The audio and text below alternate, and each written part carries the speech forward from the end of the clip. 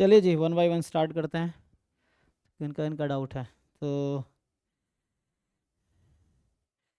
हाँ जी दीदी बताइए, इसमें क्या डाउट है आपको? तो पीवाईक्यू का क्वेश्चन है ना, जैम का तो पीवाईक्यू है ये। हाँ जी सर मुझे इसमें पूछना था, जैसे मैंने इसमें z का रेंज सोचा कि वो 1/2 से लेकर √1 - x² y² तक होगा। ये आपका फेयर है, ठीक है। ये सेंटर है आपका 0 0 0, लेट से एक्स वाई जेड, ये स्फेयर है, ठीक है ना। अभी के लिए रफली मान लीजिए तो सब कुछ स्फेयर है। तो अब क्या होगा कि इसमें स्फेयर का जेड बराबर 1/2, पता है आपको? ये जेड मान लो यहाँ 1 है जेड, यहाँ जेड 0 है, तो बीच में 1/2 होगा रफली। तो ये एक प्लेन है जो इसको कट कर रही है, ठीक है ना, यहाँ पे। तो ये ऐसे कट करेगी, और ये तो क्या लगता है, ये स्फेयर का है ना, ये स्फेयर जैसे बड़ा होगा, लेकिन ठीक है अभी रफली मान लो। बताइए फिर अब क्या, इसमें क्या समझ रहे हैं? किसका वॉल्यूम निकालना है? स्मॉलर पार्ट कौन है, अपर या लोअर? सर अपर होगा। हाँ अपर पार्ट स्मॉल ये है। तो ये कुछ ऐसा होगा आपके पास, अब जो आपको दिख रहा है ये कुछ ऐसा होगा, ठीक है। बताइए तो क्या ले हाँ रहे हैं? जी सर। हम्म सर इसमें मैं यही कर रही थी कि z को 1/2 से √1 - x² y² कर रही थी, हम्म और उसके बाद वो करके पोलर फॉर्म में चेंज करके एक्स वाई का पूरा प्लेन ले रही थी, 0 to 1 से लेकर 0 से 2 पाए। तो मेरा आंसर गलत आ रहा था। नहीं नहीं, उस सोल्यूशन बुक में गलत किया है, आपका सही आ रहा है, ठीक है ना। जो उसने अच्छा किया है उसने ठीक है। गलत किया है, ठीक है ना, इससे सही आंसर आएगा। फिर इसका जब आप ये कन्वर्ट कर लेंगे तो दो, ये डबल इंटीग्रेशन में आ जाएगा ना। वहाँ गलत किया है, जो बुक सॉल्यूशन बुक है उसमें गलत कर रखा है। तो क्योंकि यहाँ रिवोल्यूशन वोल्यूशन का चक्कर नहीं है, ठीक है ना, उसने रिवोल्यूशन वोल्यूशन कुछ कर रखा होगा, तो उसका कोई चक्कर नहीं है। तो यहाँ से अब आप कर लीजिए। तो 2D में जब आप आएंगे, एक्स वाई में जब आप आएंगे, तो ये एक्स वाई प्लेन में जब प्रोजेक्शन लेंगे ना, तो ये जहाँ कट रहा है वो सर्कल का बेस आएगा। सर्कल का बेस क्या है? जेड बराबर हाफ। तो ये आएगा x² + y² + हाफ स्क्वायर बराबर 1, यही ना इक्वेशन है ना। तो 1 - 1/4 यहाँ आएगा 3/4। तो ये इक्वेशन होगी ना, क्योंकि x² + y² + z² = 1। और ये प्लेन क्या है? z = हाफ, तो z को आप हाफ रख दीजिए। तो x² + y² + हाफ स्क्वायर = 1। तो यहाँ से आपके पास ये सर्कल का इक्वेशन आ गया। अब यहाँ पे लगा लीजिए जो आप कर रहे थे, कि double integration 1 - r² and r dr d theta, and यहाँ रेडियस जो होगा r की वैल्यू। सो r की जो वैल्यू है आपका, कहाँ से कहाँ तक लेंगे?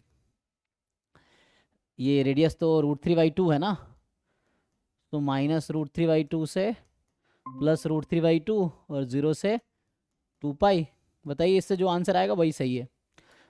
कौन साइड कर सकता है आंसर तो मुझे याद नहीं है, बट देखिए उसमें जो आंसर निकाला होगा सेम ही आएगा, नहीं तो ये सही है, ठीक है। Okay sir. हम्म चलिए जी नेक्स्ट पर्सन पे आते हैं। सो एक एक क्वेश्चन है, एक एक पर्सन का एक क्वेश्चन डिस्कस करता हूँ फिर होगा। ये कौन है? कन्हैया है, कन्हैया गर्ग, क्या नाम है ये? अभिनव गर्ग आपका क्वेश्चन है ये, कन्वर्जेंस एंड प्रोबेबिलिटी वाला। तो चलो नेक्स्ट आते हैं जी, किसका है? मैंने भेजा है। हाँ हाँ प्रियांशु तुम, हाँ बताओ कहाँ से स्टार्ट करें? पहले क्वेश्चन में क्या डाउट है? तो देखिए, यहाँ पे तो ये पूछा है कि सेट एस कंटेन्ड इन। अच्छा, S is a set of alpha beta such that कि एस में वो अल्फा बीटा है जिसके लिए आ, आपका जो, जिसके लिए क्या हो रहा है, एक्स की पावर अल्फा वाई की power beta √under x² + y², ये 0 पे चले जाए। तो इसका मतलब है कि ये कितना आ जाएगा? ये तो r हो गया, अगर वैसे लिखूं तो r की यस पावर अल्फा + बीटा -1 हो जाएगा टोटल, और सर। cos की पावर अल्फा साइन की पावर बीटा, ये आ जाएगा। और ये कन्वर्ट 0 पे कब करेगी? Alpha plus beta greater than 1।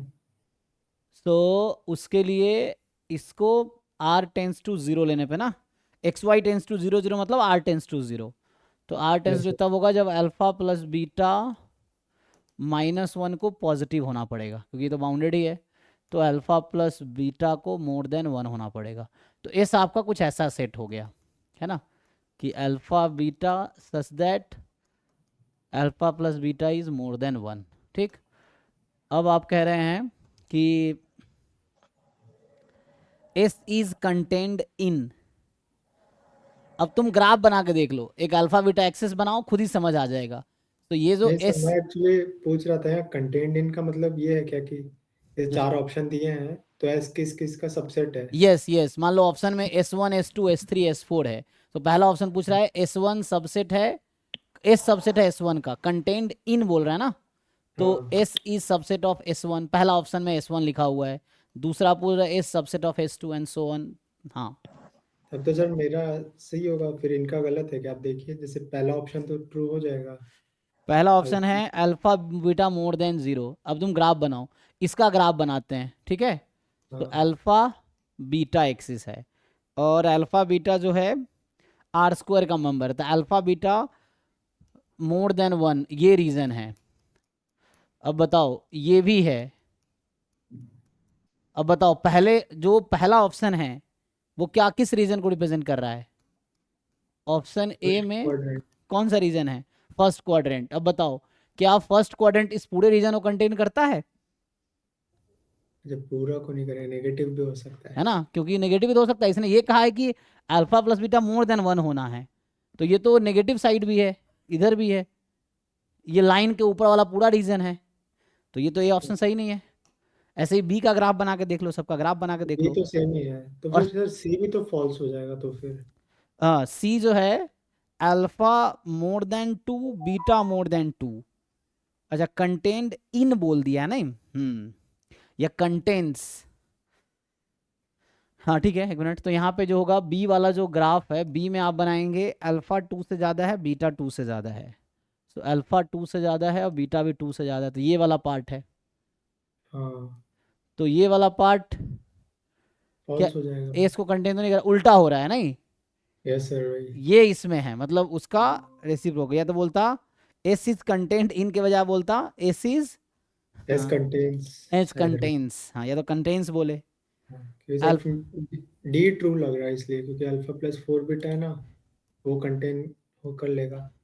Alpha plus 4 beta, तो अल्फा अपॉन 1 बीटा अपॉन 1/4, तो अल्फा पे 1 और बीटा पे 1/4, सो ये ग्राफ यहाँ 1 हाँ, है ना। तो यहाँ पे क्या हो जाएगा, और हमारा जो लाइन है एक्चुअली, क्योंकि मैं अगर यहाँ बना दूँ, ये 1/4 है मान लो फॉर एग्जाम्पल, ये तो 1 है, तो 1/4 अगर अच्छा ये भी नहीं करेगा है ना, फिर? क्योंकि ये भी यहाँ गलत। ये वाला पार्ट बाहर आ जाएगा, हाँ, है ना, तो क्योंकि एक भी ट्रू होगा बस। तो इसमें सिर्फ ऑप्शन बता देना कौन सा टेस्ट है, कौन सा नंबर है, या तो बोलता कि विच कंटेन्स, कंटेन्स कर देगा तो बीसी सही हो जाएगा, है ना। Yes sir. हाँ, और नहीं तो ये तो टेस्ट नंबर क्वेश्चन नंबर बता देना, है ना, टेस्ट नंबर क्या है क्वेश्चन नंबर क्या है, तो उससे करेक्ट हो हाँ, जाएगा। लिख दूंगा। नेक्स्ट में क्या है?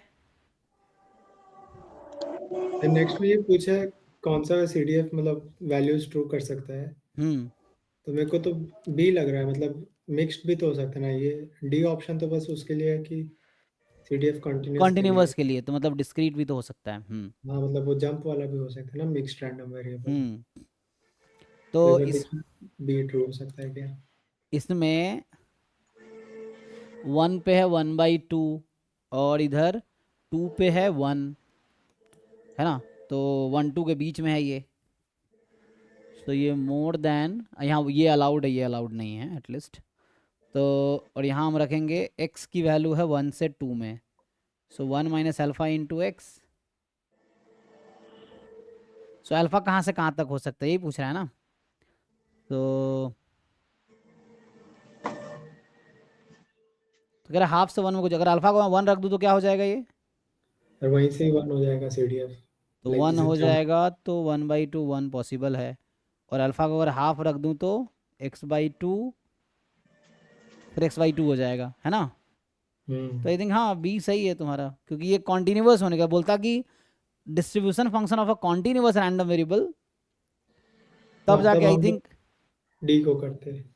तो अल्फा 1/2 रखेंगे तो x/2 और प्लस x/2 हो जाएगा तो कॉन्टिन्यूस हो जाएगा। हाँ तो कॉन्टिन्यूस हो जाएगा, नहीं तो जंप रहेगा। हाँ ठीक है, बी सही है।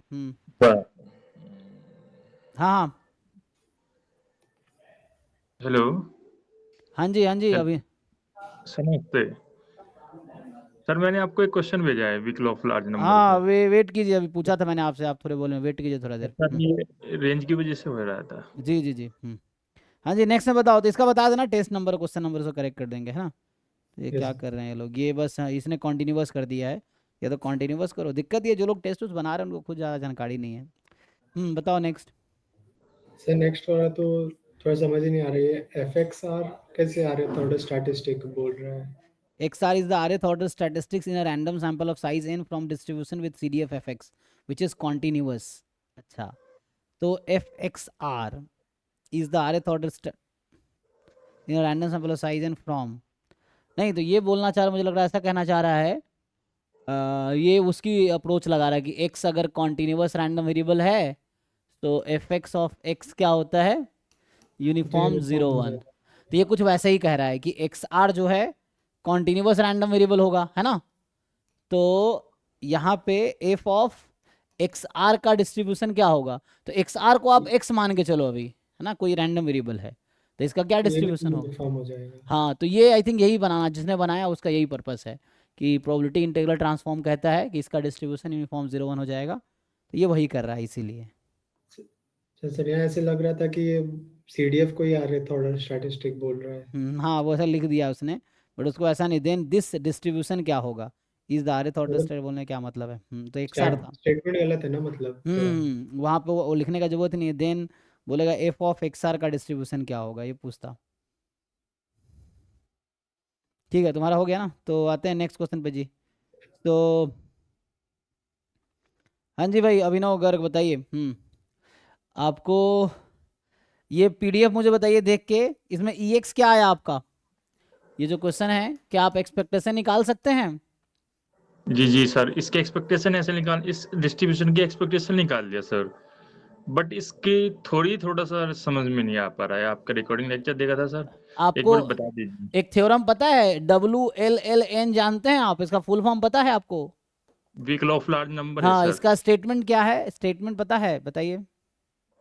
इसका स्टेटमेंट सर ये है कि let x1 x2 be the random sample from the any distributions, he is converts to probability p 1/n।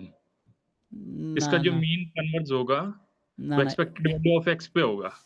x bar converges in probability to mu, और म्यू आपका क्या आया बताइए मुझे, यही म्यू है आपका, हो गया प्रूफ, एक लाइन का है, प्रूफ में कुछ करना ही नहीं है। सर इसका म्यू निकालना पड़ेगा डिस्ट्रीब्यूशंस का। जी मीन निकाल लेंगे तो आंसर हो जाएगा, मीन निकालना आता ही होगा आपको। जी जी, थोड़ा इंटीग्रेशन तो इजी होगा ना सर, ये थोड़ा इंटीग्रेशन में प्रॉब्लम आ जाता है। अरे भाई तो इंटीग्रेशन सीखो ना, क्लास 12th क्लास में इंटीग्रेशन, अब ग्रेजुएशन कर लिया, इंटीग्रेशन नहीं आ रहा तो वापस 12th में एडमिशन ले लो, कैंसिल कराओ ग्रेजुएशन, दोबारा 12th करो, फिर ग्रेजुएशन करना, फिर MSc करना, ठीक है ना, जाके 12th करो पहले ढंग से। अब इंटीग्रेशन नहीं आ रहा तो उसमें क्या कर सकते हो, अब वहाँ ये जी थोड़ी तुम्हारा एक्सक्यूज माफ करेगा कि इंटीग्रेशन नहीं आता, बोलेगा वापस 12th करो जाके, ये चीज़ें हैं। ओके। हाँ सीखो, इंटीग्रेशन नहीं आता जाकर 12th की बुक उठाओ, इंटीग्रेशन सॉल्व करो पूरा, जितने भी डेफिनेट इनडेफिनेट है सॉल्व करो, सीखो, नहीं आता सीख सकते हैं, उसमें क्या, भूल जाते हैं कोई बात नहीं। अब कीजिए जी जी इंटीग्रेशन, इसमें क्या ही दिक्कत है, बाई पार्ट टू पार्ट लगाना आता होगा लगाइए,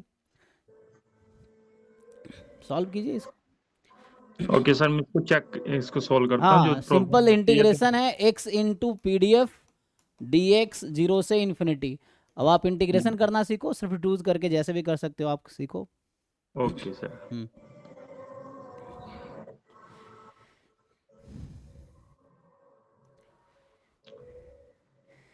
हाँ जी चलिए वहाँ से स्टार्ट करते हैं, किनका डाउट है आगे।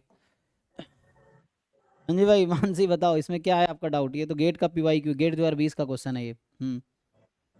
तो इसमें हाँ हाँ सर, इसका मैं उस वो ऑप्शन क्या बोलते हैं आंसर में, तो लास्ट ऑप्शन में वो सी ऑप्शन दिया हुआ है, बट मैं सॉल्व की तो इसका तो बी होना चाहिए था, वो मैं कंफ्यूज हो गई कि मतलब सी और बी में कौन सा होगा।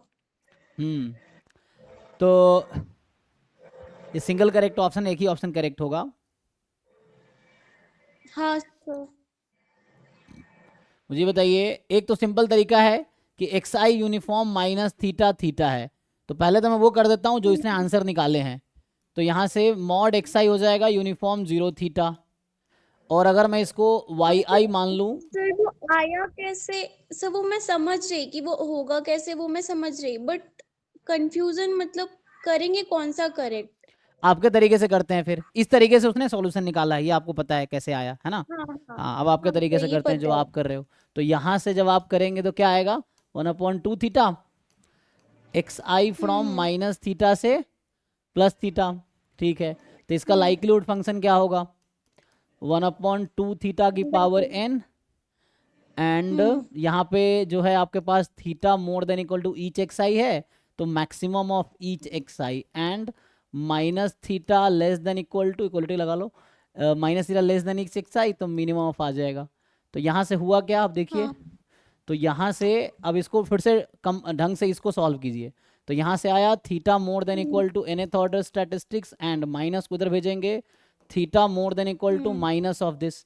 अब इन दोनों को कंबाइन कीजिए, तो ये कह रहा है theta more than equal to maximum of, दोनों ज़्यादा है ना, तो मैक्सिमम ज़्यादा होगा, minus of first order statistics comma nth order. आपको बता दूं ये एक सिंगल एस्टिमेटर है, ये दो एस्टिमेटर नहीं है, ये एक सिंगल एस्टिमेटर है। हमारे पास अगर डेटा पॉइंट दिया होगा तो उनमें जो सबसे लार्जेस्ट वैल्यू होगा यहाँ रखेंगे, सबसे स्मॉलेस्ट वैल्यू यहाँ रखेंगे, फिर इन दोनों में से जो मैक्सिमम होगा वो थीटा की वैल्यू उसके अकॉर्डिंग आएगी। तो ये एक टी है, ये एक सिंगल एस्टिमेटर है, और आपका जो ऑप्शन बी दे रखा है वो 2 डायमेंशनल एस्टिमेटर है।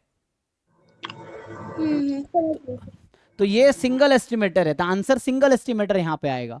और आपको बता दूं जानकारी के लिए, ये वही चीज है, इसको अगर आप मैथमेटिकली थोड़ा सा सिंप्लीफाई करेंगे तो ये वही है, मैक्सिमम ऑफ मॉड एक्स आई, ये वही है। कैसे, मैं थोड़ा सा बता देता हूं। तो इसका जो रिजल्ट ये होता है, ये जो माइनस ऑफ x1 लिखा है ना, इसका मतलब है minus of minimum of x1 x2 xn। आप माइनस को अंदर भेजेंगे तो ये मैक्सिमम हो जाता है, ये रिजल्ट है। तो minus x1 minus x2 minus xn, तो ये आपका, अरे अभिनव माइक ऑन हो गया आपका। तो यहाँ से ये जो माइनस ऑफ x1 है वो यही चीज है, ठीक है, ये हो गया। और xn आप ऑलरेडी जानते हैं, xn क्या है, max of x1 x2 xn। इन दोनों को अगर आप कंबाइन करेंगे, अब होगा क्या, तो इन दोनों को एक साथ अगर लिखूं, इन दोनों का मैक्सिमम क्या होगा, ये सारी नेगेटिव वैल्यू है, ये सब पॉजिटिव वैल्यू है। तो यहाँ पे जो आएगा एक्चुअली, इसको मिक्स कर सकते हैं ना हम लोग। तो यहाँ से आएगा कि इन दोनों का जो मैक्सिमम होगा, maximum of minus x1 comma xn, तो इन दोनों में से मैक्सिमम लेना है। तो माइनस x1 और x1 को कंबाइन कर देंगे तो मॉड हो जाएगा। तो यहाँ सिंपल हो जाएगा, max of mod x1 mod x2 mod xn। तो यहाँ से फाइनली वही यही ऑप्शन है आपका।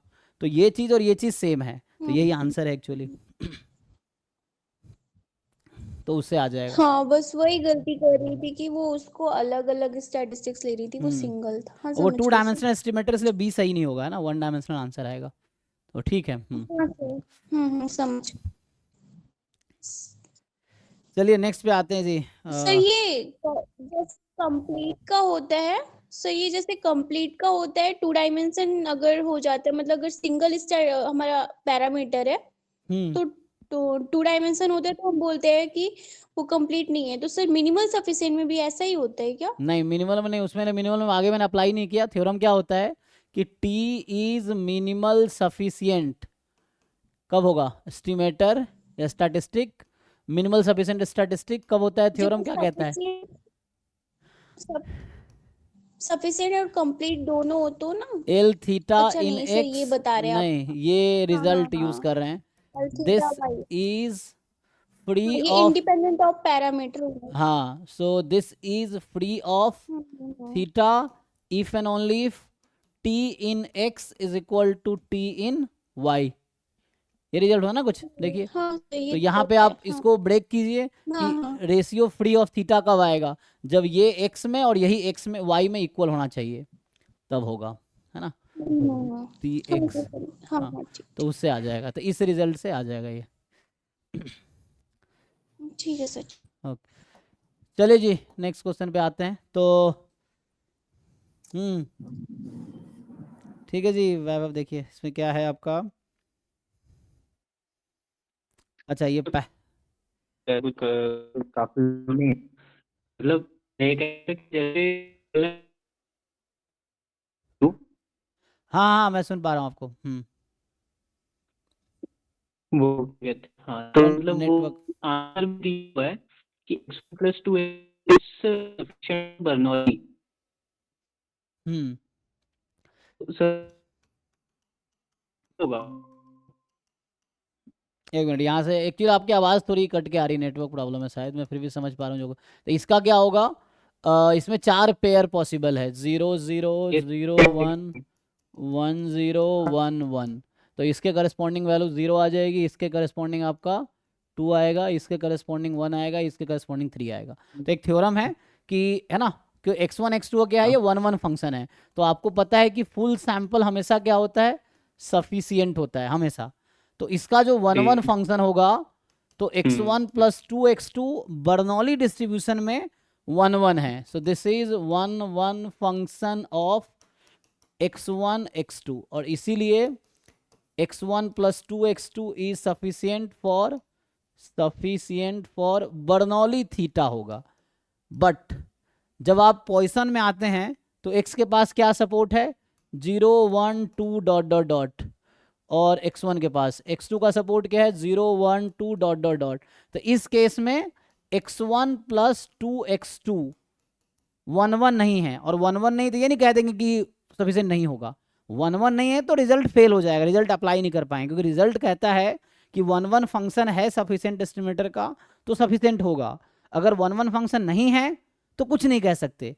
तो ये 1 1 फंक्शन नहीं है इस सपोर्ट के करस्पॉन्डिंग, क्योंकि एग्जांपल के लिए आप देख सकते हैं कि अलग अलग पेयर मुझे मिल जाएगा जो सेम आंसर देगा, मिल जाएगा ना। मतलब काफी वैल्यूज जैसे अलग हो 0 जाएंगी। 2 और 1 0 ले लो आप, 0 2 नहीं, हाँ 0 1 और 2 0 ले लो, तो ये सेम आंसर देगा। 0 1 के करस्पॉन्डिंग 2 आएगा और 2 0 के करस्पॉन्डिंग में 2 आएगा। तो दो डिफरेंट डोमेन में मेंबर है, जो इमेज सेम दे रहा है, तो 1 1 नहीं है। तो 1 1 नहीं है तो हम कुछ नहीं कह सकते, तो हमें जाना पड़ेगा डेफिनेशन से। तो अब आप डेफिनेशन से दिखाओ अच्छा, कि ये 1 1 नहीं, सबसे सफिशिएंट नहीं है।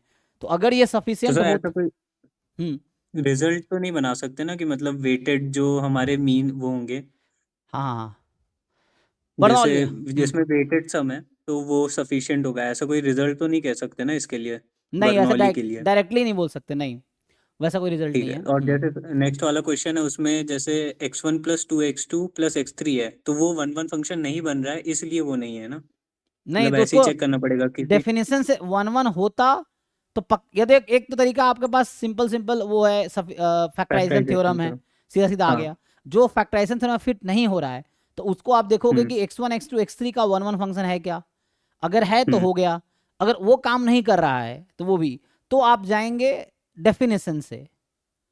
सो ठीक। डेफिनेशन से कैसे जाएंगे, तो डेफिनेशन क्या कहता है कि x1 = x1, x2 = x2, हाँ मतलब इंडिपेंडेंट ऑफ थीटा। जी, x2 = hmm x3 x3 given t को अगर चेक करना है आपको, तो t = t is independent of theta. Theta. तो ऐसा होगा। तो यहाँ पे सिंपल दिखाने के लिए आप क्या करो, मान लो यहाँ 0 है, यहाँ 1 है, अभी मान लो 1 ही है, और आप दिखा दो यहाँ पे कोई नंबर अपनी मर्जी से ले लो आप।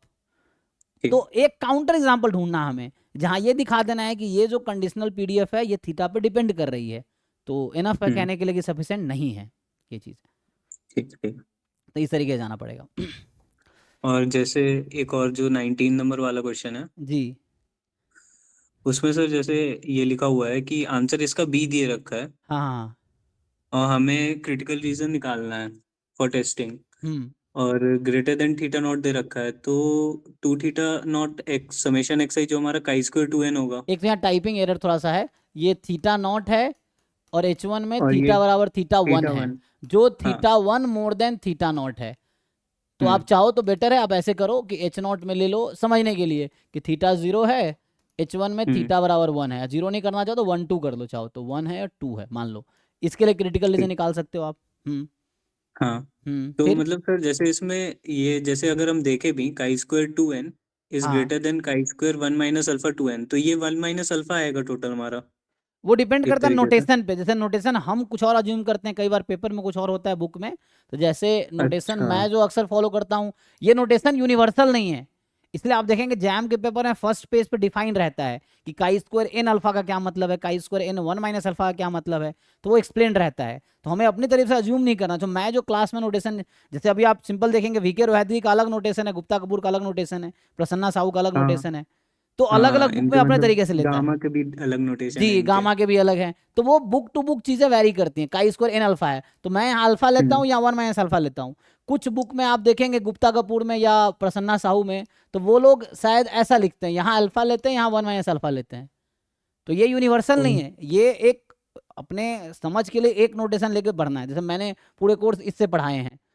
जैसे अब है ना प्रसन्ना साहू में पूरे ये नोटेशन है, वीके रोहितगी में ये नोटेशन है ना, कैसेला बर्गर में भी ये नोटेशन है। तो मैं यही लेके चला हूँ। एग्जाम में भी ज़्यादातर यही नोटेशन आए हैं ऑलमोस्ट, जो मैंने पेपर देखे अभी तक ये है। लेकिन आपको अज्यूम नहीं करना है कि आपको जो ऑप्शन में दे रखा था वो कैसे पता कि ये वाला है कि ये वाला है। तो वहाँ लिखा होगा पेपर में, आप देखिए जिस ईयर का पेपर है ये PYQ है जैम का, तो उसके फर्स्ट पेज पे देखिए क्या नोटेशन है, वो फुली यही नोटेशन होगा।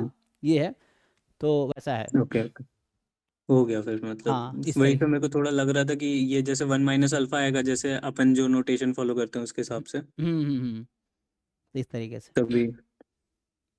और सर इससे आ एक ये जाएगा। था कि जैसे एक्स फॉलोज हमारा बर्नौली पी है हाँ और उसमें रेस्ट्रिक्टेड है हमारा पी का जो पैरामीटर स्पेस है। हाँ, कुछ फिक्स कर दीजिए, मान ले 3/4 से कुछ ऐसा, 1/4 से 3/4। हाँ फिर हाँ तो 3/4 ये सब तो मतलब इजी है। 1/4 जैसे एक्स इज लेस देन 1/4 पे 1/4 होगा, बीच पे एक्स पार एक्स होगा, हाँ उसके बाद फिर ग्रेटर देन पे 3/4 होगा। हाँ और इसमें जैसे सर एक शीट है आप ही की है, उसमें क्या कहते हैं ए अपॉन में ए प्लस बी से लेकर के बी अपॉन में ए प्लस बी तक दे रखा है। अच्छा ओके। और मतलब इसमें इंटरवल में कोई आंसर नहीं है, इनके आंसर अलग अलग दे रखे हैं, x plus b by a plus b ऐसे करके। तो ये कैसे होगा मतलब? मुझे लगता है कि एमएलई वो निकालना है। नहीं, उसमें दो केसेस होंगे।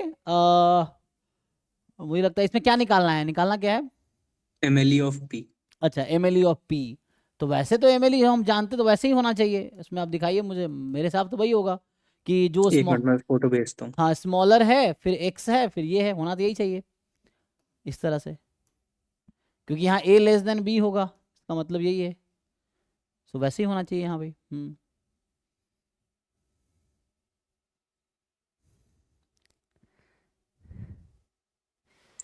देखिए एक बार। तो इसमें जो बनाया है इन्होंने, एक्स बर्नौली P है, और यहाँ पे आपको दे रखा है A भाई, ठीक है, P MLE ऑफ P। अच्छा तो उसने ऐसे बना रखा है फ्रेम करके, तो कोई दिक्कत नहीं, आप भाई उसको फिट कीजिए ना। कि जैसे x अगर लेस देन 0 है तो आप ये लिखते हैं, लेस देन क्या लिखते हैं, ये number. A by a plus b. अच्छा अच्छा, नहीं नहीं नहीं नहीं, बर्नौली में ऐसा नहीं होता, वो तो नॉर्मल में होता था जो आपने बताया, ये बर्नौली में ऐसा नहीं होता है। बर्नौली में दो केस आप फिक्स कर लीजिए। फॉर एग्जाम्पल बर्नौली का सपोर्ट तो फिक्स है ना, 0 या 1। हाँ तो अगर मैं x को 0 रखता हूं तो मुझे बताइए PMF क्या होगा। अगर आप x को 0 रखते हैं तो क्यों आएगा ना। PMF क्या होगा? 0 पे प्रोबेबिलिटी कितनी होती है? 1 माइनस पी ना, P तो 1 पे 1 प्रोबेबिलिटी माइनस है। P by Q. तो तो इसमें जो है ये मैक्सिमम कब होगी बताइए, इस इंटरवल में क्या वैल्यू लेंगे तो ये मैक्सिमम वैल्यू देगी। इस इंटरवल में हम P की वैल्यू क्या लेंगे ताकि ये 1 माइनस पी मैक्सिमम। MLE क्या होता है कि थीटा की वो वैल्यू जिसके लिए लाइक्लीहुड फंक्शन मैक्सिमम हो जाए, यही है। हाँ तो ये 1 माइनस पी कब मैक्सिमम होगा? जब P स्मॉलेस्ट चूज करेंगे आप।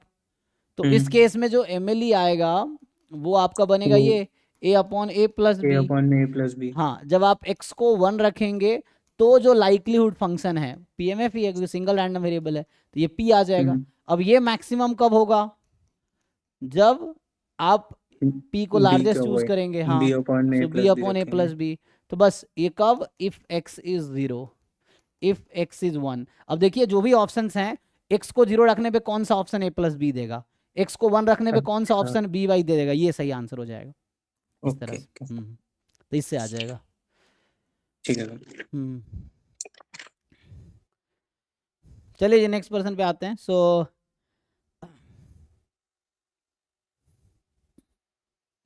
अच्छा ये बता दिया आपने, ठीक है। टेस्ट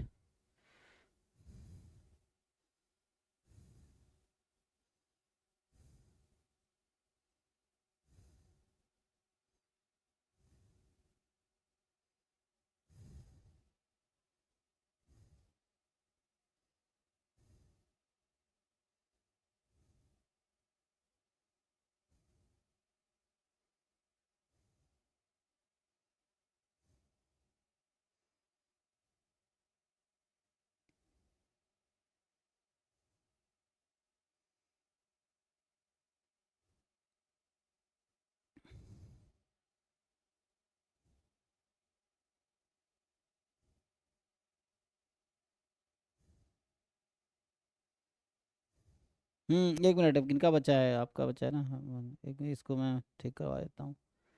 54 में क्या था? बी।